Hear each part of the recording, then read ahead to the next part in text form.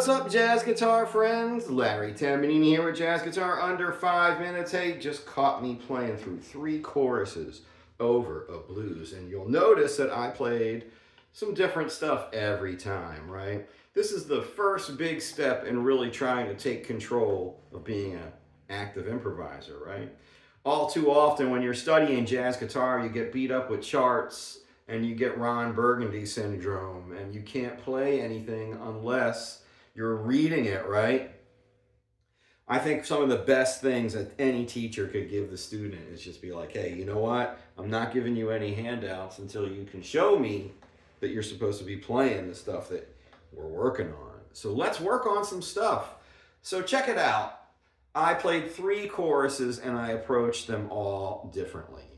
So it's not like you just come out of the box playing like this. You got to have a couple of concepts. So let's talk about those concepts, man. Here's going to be the first one, and I'm going to talk about what I did in the first 3 bars of each of the choruses I played, right?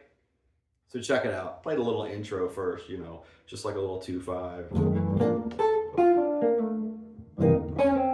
You know, just to kind of get myself going, right? So the first time through, I played 1, right? There's your 4, there's your diminished, right? And then back to my 1. All right, so let's talk about that, right? Pretty stock changes. 1 to 4, can't go wrong there. The second time, I ended up playing something like this.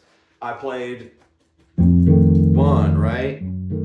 There's your flat second diminish. I approached that second chord by a 2-5. Big difference, right? Between going versus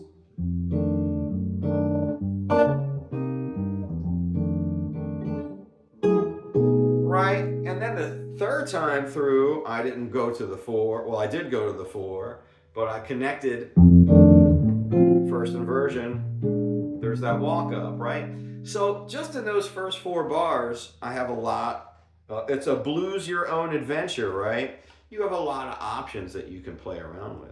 The cool thing about playing solo guitar is like you can, again, you're not married to one set of changes. You can play a couple of different things. I also threw in some suspended chords in there, you know, going back to the one. Suspended chords are a great way to just kind of provide, you know, a little bit of mystery, right? Just kind of hanging out there. And plus it's easy to play. That always helps, right?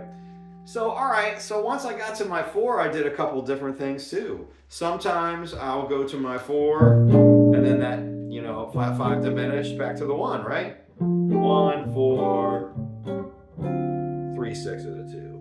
A couple different things I did. I went to a 4 as a sus chord, right? Sus flat 5, which is a really neat sound, right? Back to here. Chromatic, right? That works. Another time I approached it like this. And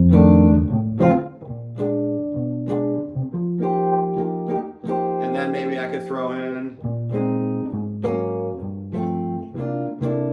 all suspended chords going back from 4, flat 3 to 5, right? And you can do a couple different things if you want to.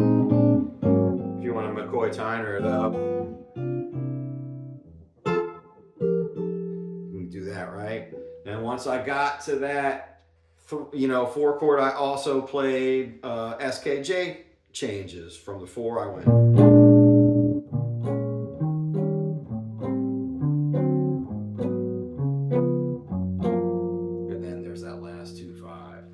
So again, you know, you don't want to get locked into one specific type of changes. You want to be able to think in maybe those 4-bar ideas and start mixing and matching. Choose your own adventure.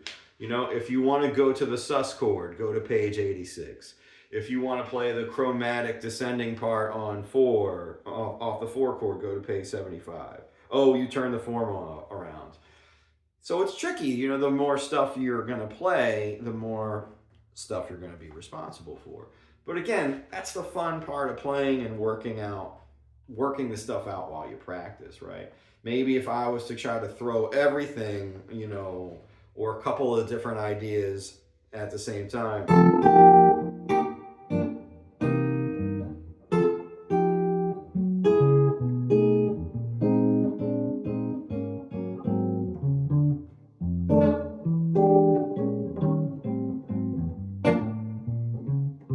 I do this one a lot. Chromatic 2/5. I also did the flat 3 on the turnaround. I also did this one,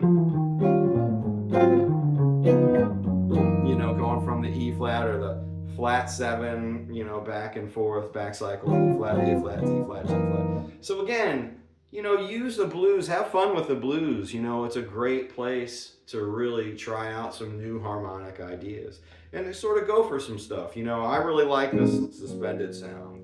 I wouldn't always do it in a group setting, but again, it's fun to play. So, all right, jazz guitar friends, if you made it this far, don't forget to hit that like, share, and subscribe button. I really appreciate it. Getting close to 3,000 subscribers. Thank you for all the amazing support. And, summer's right around the corner. Great time to schedule some lessons with your favorite neighborhood jazz guitar player. Bebop!